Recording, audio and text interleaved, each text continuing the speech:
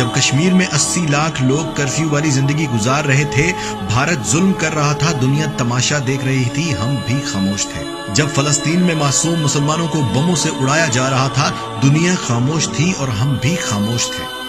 جب شام میں ننھے پھول مسلے جا رہے تھے، سمندر کی لہریں معصوم کلیوں کو بہا کر ساحل پر دھکیل رہی تھیں، ہم تب بھی خاموش تھے۔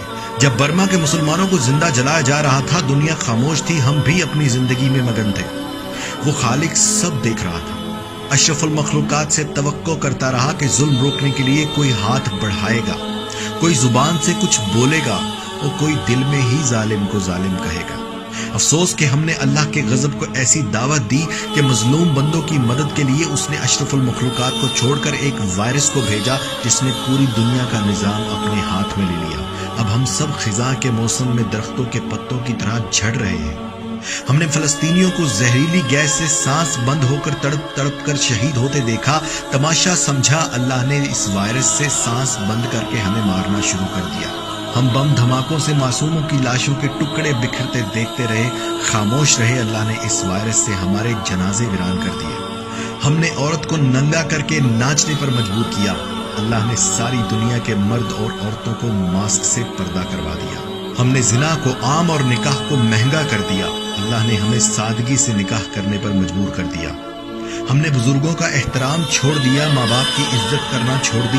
اللہ نے اس وائرس سے ایک ایک کر کے دنیا سے بزرگوں کو اپنے پاس بلانا شروع کر دیا۔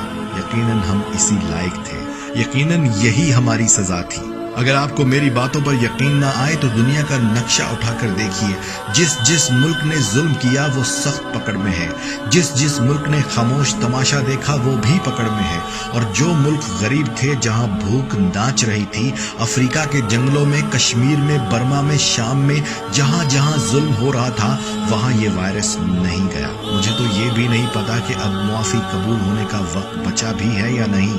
اتنا ضرور سمجھتا ہوں کہ ہم نے حضور پاک صلی اللہ علیہ وآلہ وسلم کا سر شرم سے جھکا دیا۔ سب سے خوبصورت اور قابل مخلوق آج اتنی ناکارہ ہو گئی کہ ظلم کو روکنے کے لیے اللہ کو انسان کی بجائے ایک وائرس بھیجنا پڑا۔ اے اللہ ہمیں معاف کر دے۔ اب ہم کسی ظلم پر خاموش نہیں رہیں گے۔ یا اللہ اب ہم ظلم کو ہاتھ سے روکیں گے۔ یا اللہ ہاتھ سے نہ روک پائے تو زبان سے روکیں گے۔ یا اللہ اگر زبان سے بھی نہ بولنے دیا گیا تو ہم دل میں ظالم کو ظالم مانیں گے۔ پروردگار ہمیں معاف کر دے، ہم سے درگزر کر، ہم تیرے بندے ہیں، تیرے حبیب کی امت ہیں، ہمیں معاف کر دے۔